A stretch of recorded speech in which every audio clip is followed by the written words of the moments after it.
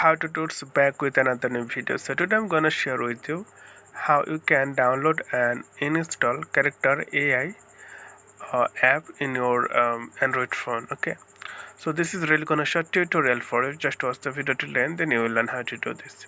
So that's why you need to go Google Play Store, or you can also download it from Google Chrome. So I'm just going to click Google Play Store app. Then you have to search here on search box character AI. Okay, so when you click character AI, then enter, then you will get the first one. So character AI create ask chat ask create. So I have already downloaded this in my device, so I don't need to download it anymore. So when you wanna download first, then you have to click install, then it will takes few times to install in your device. The size of the app is really short and light, so you can use. So okay friend, today's no more, and thank you for watching this video.